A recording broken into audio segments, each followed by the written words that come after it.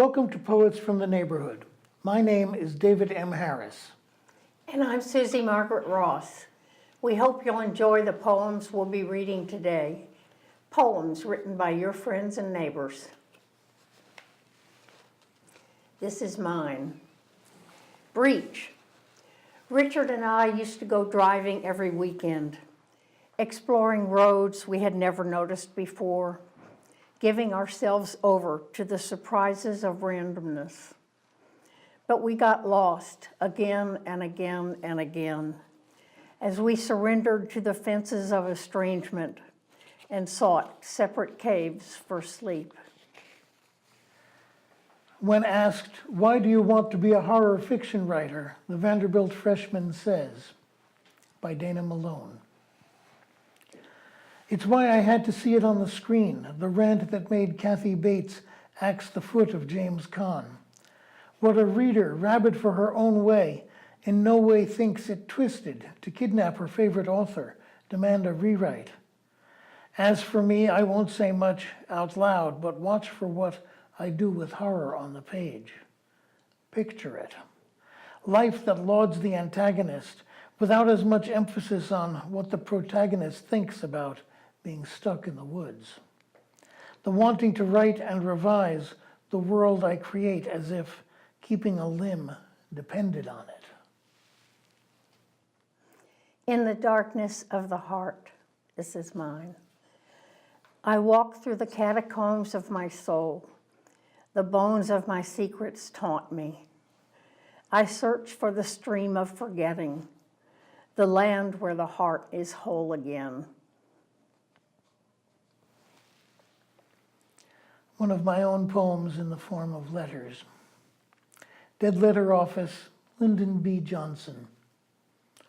Dear President Johnson, how much we owe you. What would we have done without you and McNamara and Bundy, that gang who bullied you? They bullied Lyndon Johnson, king of arm twisters, to bury your dreams in Vietnam. Never mind civil rights, the Great Society, oh last of the great New Dealers. Your stubbornness made us possible and necessary. Without you, we would have been just a bunch of pot-smoking hippies, exactly what they called us. Your war shaped us, forced us, some of us, not too stoned, to think about global politics, learn economic theory, worry about social ethics and where we fit into a complex world. You gave us Nixon, last untelegenic president, easy to despise. Had we known your reluctance to sink into that Asian swamp, to send us and the nation into desperate strife, would we have softened? We never thanked you, never recognized your magnificent gifts. Will to live. Gently she told him she was leaving while she still had time. She feared losing herself, dying in fragments. Olive Alive by me. The guidebook lied, or I misunderstood. I thought that was the tree that Pliny saw, and well grown then, providing shade for all who had their business in the forum's courts.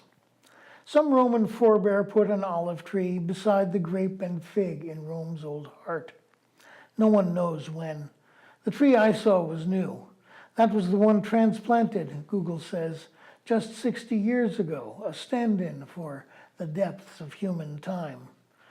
Some olives from the empire still make oil, remembering the wisdom of Athena and her gifts. The last of Plato's grove was run down by a city bus. So many promises of oil and fruit and peace. A lot to ask, a lot to give. To tend one tree, 70 of generations can devote themselves, enrooting them to place. The fruit and oil and wood all drive through time to fill our needs, unconscious of our steady, vital care. The early arborists soon learned to graft and clone. Domesticated fruit reverts at once to wild without our constant help. Athena offers us abundance, peace, and low cholesterol if we'll just tend the trees. They speak to us from Greece and Rome, from all the shores around the inland sea. They call us to be mindful. Endless groves or one transplanted tree will weigh the same in our symbolic scale. Make war on men, the sages say, if you must, and enslave your foes, but do not hurt the olive trees. Thank you for watching Poets from the Neighborhood. We hope you'll join us again soon.